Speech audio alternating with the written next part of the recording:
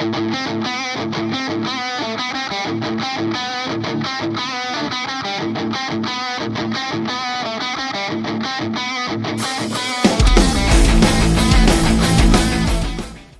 to AMP Rapid Fire. This is Asasyn Mental Performance, where we build athletes who become incredible human beings.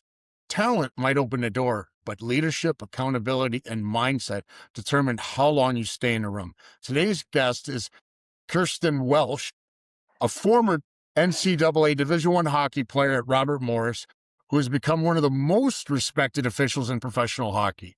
In 2021, get this, she made history as the first official in the Ontario Hockey League to work a regular season game. Then, what does she do to top it? The next day, she works in the American Hockey League as the first female linesperson. How about that? And let's go further. Since then, she's worked AHL, OHL, NCAA, international championships, NHL events, and then the kicker, the honor, the Olympics 2026 this past year. But this story is bigger than hockey. It's about perseverance, confidence, having the courage to chase excellence when there's no roadmap. She's not breaking barriers. She's building something bigger than hockey. She's building bridges to the next generation. Olympian, trailblazer, history maker, Kirsten Welsh, welcome to AMP Rapid Fire. Thank you, Carl. That's very nice to be able to say, and thank you for the intro. Happy to be here. Honored to be on the show. Awesome.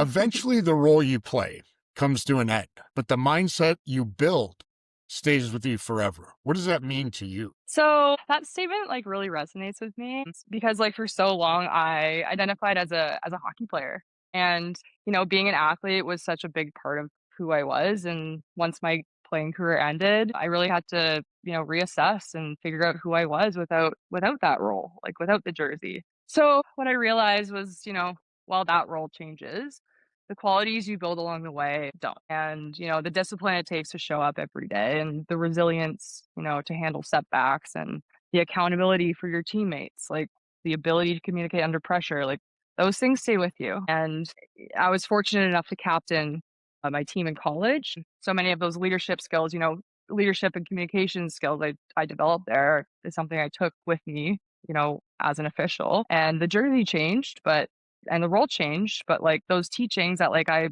developed, they stayed.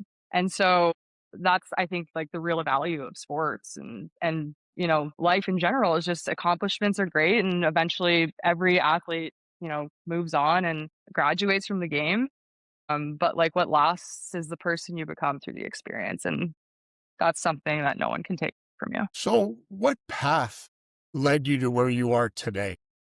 So I think my path was a little bit untraditional, if you want to call it that, just because of where I started and kind of where I'm at now. I started as a hockey player, went to Robert Morris University in Pittsburgh on a D1 ice hockey scholarship. That's kind of what you hope to. I was born in Canada, raised in Ontario, and I played in one of the best female leagues growing up, the PWHL. It's the Provincial Women's Hockey League. So in Ontario, I played boys hockey my whole life growing up, and then I switched to girls hockey, and then that was my life as a kid.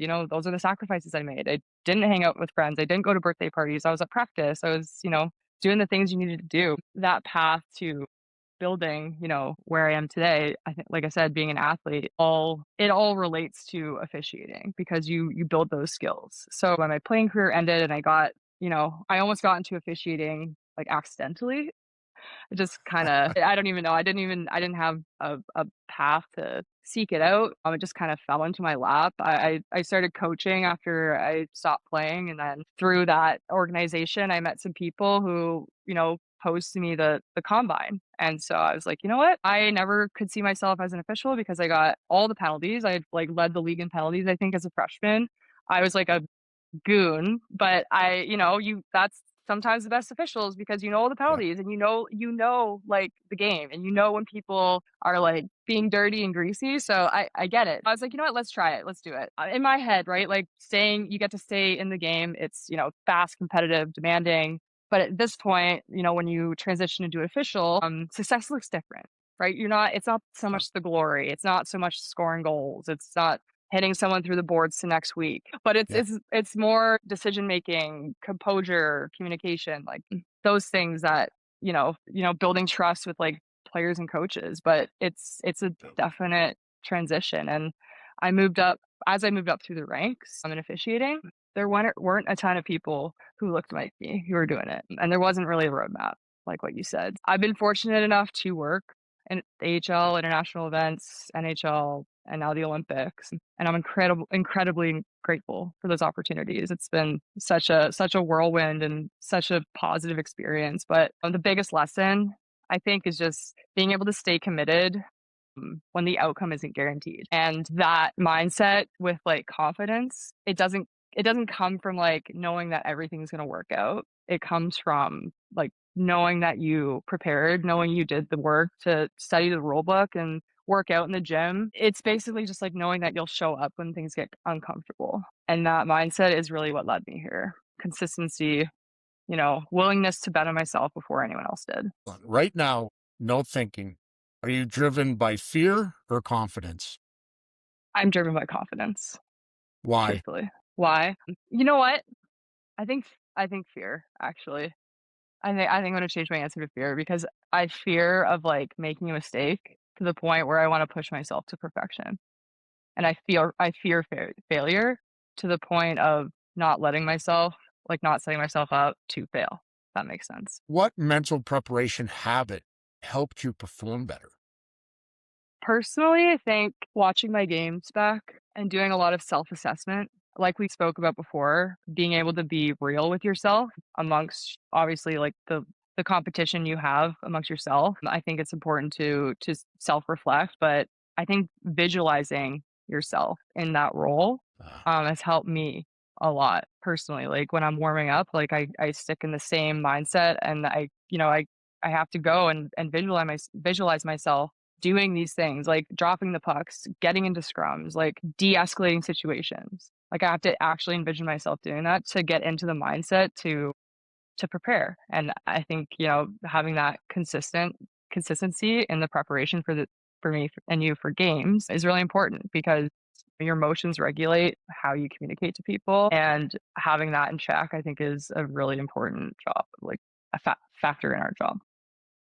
great answer. We talked earlier. For me, I quit drinking back in October 2020, and it tested my mindset. I know the internal strength necessary. And you've gone through quite a few challenges, I'm sure. What is the greatest one that tested your mindset the most during your journey? Good question. I think kind of what I said earlier was like the piece about, learning to stay committed when the outcome isn't guaranteed.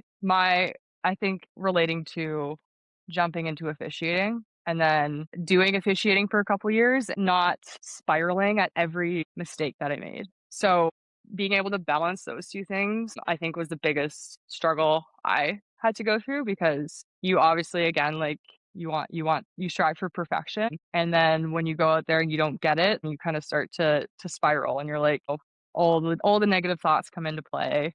And then you think to yourself, okay, why am I even doing this? Like, why am I here? What am I working towards? Because it's unknown. But you have to check yourself in that situation when you're frustrated with yourself and look and ask yourself why you're doing this. Like, is it for the success? No, it's for the fact that, personally, I love the game. And the fact that I get Yeah. to stay in the game in some capacity and like serve the game and still be able to tie up my skates and go out there and be on the ice, that makes me happy. That's my happy place. And I think it's really important to recognize that and know why you're doing what you're doing. And I think if you remove the pressure of relying on that to be successful in life, I think you give yourself a big break because then it isn't as serious as you may think it is. Yep, it does. What's one thing you focus on when we talk about everything's being out of control? Like when the feces hits the oscillator, like what do we do? What's the one thing that you know you can lock on to and it's going to get you through the situation? I just think focusing on my breathing and regulating my emotions. That is something, I can relate to from officiating that you also can relate to is that it allows us to calm ourselves and de-escalate the situation so that you can logically process what's happening, then do the next thing that needs to be done instead of just acting out of emotion. I think Uh, just like really calming yourself and not acting out of emotion, like taking a step back and just taking a minute before, you say something, or if it's in a game and it's fast paced, like just being the calm presence is so important because if you can regulate your emotions before you speak, it's going to get you a lot farther than just saying the first thing that comes to your mind in that situation. Absolutely. For me, and you and I talked about it, consistency strengthens my mindset. I have the same routine coming up on over 2,000 days. I do the same thing every morning. What Wow. daily habit do you feel strengthens your mindset? This is gonna sound so silly. Making my bed in the morning. Doesn't I don't sound know what silly it at all. I know that when I go to bed that night, everything is where I left it, and it just allows you to get ready for the day and kind of just approach each day the same and know that you're, like, where you're gonna lay that night is tidy and taken care of and nice. Like, it's just that to me is my best best practice for consistency. No, it's great. What you have to come home to, worst case scenario, is a made bet. And the first thing you accomplished in the morning was make your bet. So you've started out with a win. Yeah. It's small, but, it takes whatever how many seconds in the morning, and I don't know, I just feel it regulates me. This leads into an off script question. Sure. Do you focus more on the little wins or do you want the big win? Ooh, that's a good question. I think I have to focus more on the little wins throughout life. I think if you're only gonna focus on the big win, I think you're gonna get burnt out really quick. I think you have to celebrate yourself along the way. A lot of us forget to do that because we have obviously the big thing in front of our mind, but the path to success isn't always straight up. And so I It is- think you need to take adversity and, plateau a little bit and reflect, and I think that's totally natural, but to celebrate the wins when you do get them are super important. Absolutely. So between playing and officiating, what's the funniest routine you've seen someone rely upon before a big game? You had to have some good ones with your experience. Is nothing an option? Because I've seen guys do nothing. I'm like, that is pretty sick. I would wish I could do that, but it's mostly I don't even know. I'm not gonna drop any names, but there's some fellas I've worked with who just sit there with a bag of candy before the game. Just like Yeah, just don't do much, and it's pretty crazy. I didn't go out and perform just like any other night, but yeah, no, that's probably the craziest one that I've seen, just doing nothing. I agree with you. Would you cut a toxic high performer from your team? A toxic high performer. Yes, I would. Why? Because they're a cancer, and it's really hard to get buy-in when you have your best player who's not, like, bought in. It's really hard because other teammates start to get that mentality, and they think they're that good, and then your team falls apart, and kaput. You lose every single game. So, yes, I would, absolutely. Is there anything you would change in your journey through playing collegiate hockey, officiating, going to the Olympics? Any step along the way that you would consider changing? No. Nope, Why? because I've loved this experience up to this point. I think seeing how far the officiating world has come in men's hockey to give more opportunities to females has been astronomical from when I started to where we are today. And I truthfully being a part of that process, there's a ton of us, and there was many before I was even a thought. But just to be a part of the process of, like you said earlier, like bridging the gap and seeing how far we've come up to this point, it's really special and it's very fulfilling. And I would not have had it any other way. It was a risk to do this, and it was a great opportunity and the timing was right. And I've made some of my best friends in officiating, some of the best people I've ever met. And the experiences and the person it builds you to be, it's one of the best decisions I've ever made. And I absolutely would not change a thing. If anything, Awesome. maybe now because it's PWHL and they have two more teams in Las Vegas and whatever. So you never know. I might come out of retirement one day. That would be a first, and I'd love to see that. We'll see. Keep on the back Hey, burner. they always tell you keep playing till you can't. Do you feel confidence can hold up without preparation? I think it's fake confidence. You to put yourself in a bad position if you don't prepare and you are overconfident. I think that's probably one of the worst combinations, actually. Overconfident people who are unprepared. or don't have the answers. It ruins your credibility, and your reputation is so important, especially what we do. I think it's very important to No, be yeah, prepared for what you're no, doing. you're absolutely right. So you touched on something. I bypassed the question, but I'm going to circle back to it. Sure. What's the difference between arrogance and confidence? Arrogance is expecting, and confidence is earning. Great answer. Thanks. Finish this sentence. Someone has a killer mindset when they Our discipline, and I think discipline and preparation gives you the best chance at confidence, good. personally. So if we have a young athlete listening today that's struggling with confidence, pressure, or mistakes, what advice would you give them? I think you should bet on yourself before anyone else does. And what I mean by that is sometimes you're not going to know what the outcome is going to be before you take an opportunity. And I think it's important that you're open to all and any opportunities, because those opportunities could be doors to greater things that you maybe don't even know about. But being open minded enough to say yes and jump in with both feet can lead you into a life that you get very fulfilled from. And take it from me, I never thought I would be an official. I was a hockey player. I got the most penalties. I didn't get along with refs. I had an opportunity to officiate, try it for the first time, and I just went to the 2026 Olympics in Milan within this 2019 to 2026. So it's possible. You can do it. You just have to put your mind to it and believe in yourself. That's awesome.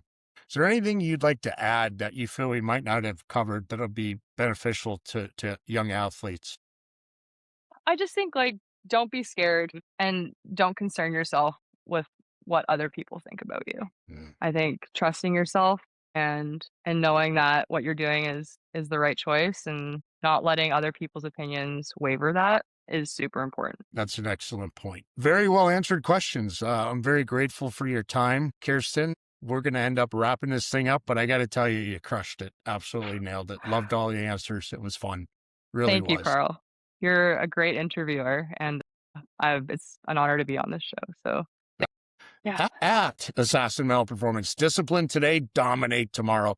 If this conversation helped you think differently about performance, share it with an athlete who needs to hear it, and follow Asasyn Mental Performance for more.